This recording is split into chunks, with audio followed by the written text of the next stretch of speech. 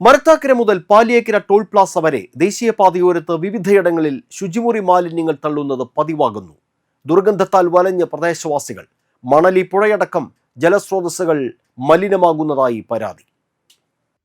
നെന്മണിക്കര പഞ്ചായത്ത് 3-ാം വാർഡിൽ ഉൾപ്പെടുന്ന തലവണിക്കര, പുലക്കാട്ടുകര പ്രദേശങ്ങളിലേക്ക് ഒഴുകുന്ന തലൂർ കായൽ തോടിന് പരിസരത്ത് താമസിക്കുന്നവർ കടുത്ത ദുർഗന്ധം സഹിച്ചാണ് ഓരോ ദിവസവും തള്ളി നീക്കുന്നത്.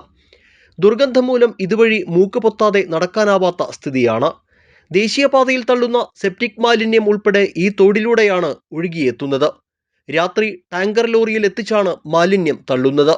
പലയിടങ്ങളിലും രാത്രി ടാങ്കർ ലോറികൾ പാർക്ക് ചെയ്തിരിക്കുന്നത് നാട്ടുകാർ കണ്ടിട്ടുണ്ടെങ്കിലും ദേശീയപാത നിർമ്മാണവുമായി ബന്ധപ്പെട്ട വാഹനമാണ് എന്ന് കരുതി ശ്രദ്ധിക്കാറില്ല.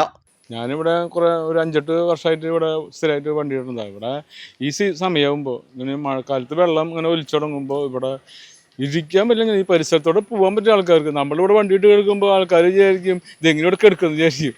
അത്രയ്ക്കും ദുർഗന്ധമാണ്. നമ്മൾ എന്നിട്ട് ഇപ്പോൾ വണ്ടി ഇപ്പുറത്തെ സൈഡിലിടുക. ആൾക്കാർക്കൊക്കെ നടന്നു പോകുന്നവർക്ക് ഓരോ ബുദ്ധിമുട്ടാണ്. ഇതിപ്പോൾ ഈ രാത്രി കാലങ്ങളിലുള്ള ഈ വേസ്റ്റ് തള്ളണതിൻ്റെ ഒന്നാമത്തെ ഇതൊക്കെ കുടിവെള്ളങ്ങളിൽ ഇവിടെ ഓരോരുത്തർക്ക് അസുഖങ്ങൾ. ഇതിപ്പോൾ ആരും ഇതിന് എല്ലാ കൊല്ലം ഇതേപോലെ പോകണം. ആർക്കും ഒരു ഒബ്ജക്ഷൻ ഇല്ല. പിന്നെ ആരും പ്രതികരിക്കുന്നില്ല. അതാണ് സത്യം. തലൂർ ബൈപ്പാസിന് സമീപം BRD പരിസരത്താണ് സ്ഥിരമായി മാലിന്യങ്ങൾ തള്ളുന്നത്. ദുർഗന്ധവും പകർച്ചവ്യാധി ഭീഷണിയും നാട്ടുകാരെ ആശങ്കയിലാക്കി.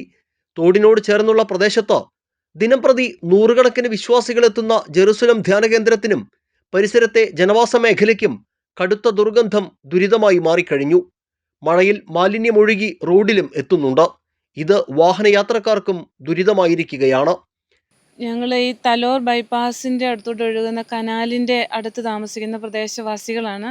ഞങ്ങൾക്ക് ഈ ശുചിമുറി മാലിന്യം തള്ളി അത് ഈ കനാലിലൂടെ ഒഴുകി വരുന്നതിനാൽ ഞങ്ങൾക്ക് ഭക്ഷണം കഴിക്കാനോ മര്യാദയ്ക്കൊന്നും ഉറങ്ങാൻ പോലും പറ്റാത്ത അത്രമാത്രം ദുർഗന്ധത്താൽ ഞങ്ങൾ വലയുക.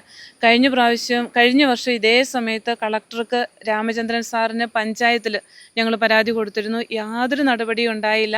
വീണ്ടും ഇപ്രാവശ്യവും കഴിഞ്ഞ വർഷത്തേതിനേക്കാൾ ഭീകരമായ ദുർഗന്ധമാണ് ഇപ്പോൾ ഞങ്ങൾക്ക് അനുഭവപ്പെട്ടുകൊണ്ടിരിക്കുന്നത്. ഇനി ആരുടെ അടുത്ത് പോയി കംപ്ലൈൻറ്റ് ചെയ്യാനും ഞങ്ങൾ റെഡിയാണ്. ഈ മാലിന്യം തള്ളുന്ന സ്ഥലം BRD കാർ ഷോപ്പിൻ്റെ അടുത്ത് തൊട്ടിപ്പുറത്തുള്ള വിജന പ്രദേശത്താണ്. ആ സെയിം സ്ഥലത്താണ് കഴിഞ്ഞ വർഷവും തള്ളിക്കൊണ്ടിരുന്നത്. ഈ വർഷവും അവിടെ തന്നെയാണ് മാലിന്യം നിക്ഷേപിച്ചിരിക്കുന്നത്. പകർച്ചവ്യാധി ഭീഷണി ഉയർത്തുന്ന ഈ പ്രവണത തടയാൻ ക്യാമറകൾ സ്ഥാപിച്ചിട്ടുണ്ടെങ്കിലും ഉത്തരവാദികളെ കണ്ടെത്താൻ അധികൃതർക്കായിട്ടില്ല. രാത്രി ഈ മേഖലകളിൽ പോലീസ് പട്രോളിംഗ് ശക്തമാക്കിയാൽ മാലിന്യം തള്ളുന്നവരെ കണ്ടെത്താൻ സാധിക്കുമെന്ന് പ്രദേശവാസികൾ പറയുന്നു.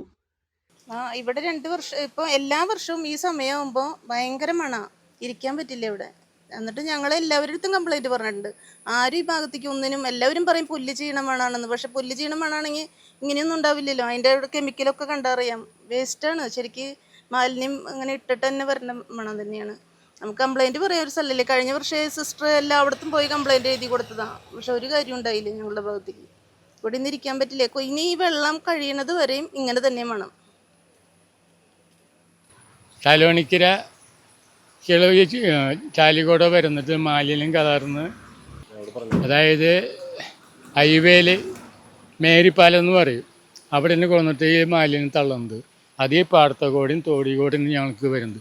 കുടിവെള്ളം വരെ മുട്ടുള്ള സാഹചര്യം ഇപ്പം നിൽക്കുന്നത്. ഞങ്ങളുടെ ചെറിയ കൈത്തോട് വരെ എത്തിയുണ്ട് ഈ സ്മെല്ല്. അത് പാടത്തുനിന്ന് കയറി വരുന്നതാണ് ഈ കൈത്തോട്ടിലേക്ക് വരുന്നത്.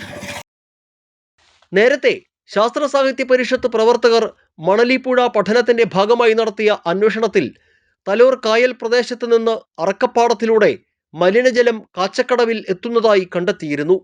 ഇതിന് സമീപത്താണ് എറവക്കാട് കുടിവെള്ള പദ്ധതി പ്രവർത്തിക്കുന്നത്. മണലി പുഴയും അതിനോട് ബന്ധപ്പെട്ട കുടിവെള്ള പദ്ധതികളും പ്രദേശത്തെ കിണറുകൾ ഉൾപ്പെടെയുള്ള ജലസ്രോതസ്സുകളും മലിനമാകുന്നതിന് ഇടയാക്കുന്ന ശുചിമുറി മാലിന്യങ്ങളും മറ്റും നിക്ഷേപിക്കുന്ന സാമൂഹ്യവിരുദ്ധരെ കണ്ടെത്താൻ ജനപ്രതിനിധികളും പോലീസും ഉണർന്ന് പ്രവർത്തിക്കണമെന്നാണ് നാട്ടുകാർ ആവശ്യപ്പെടുന്നത്.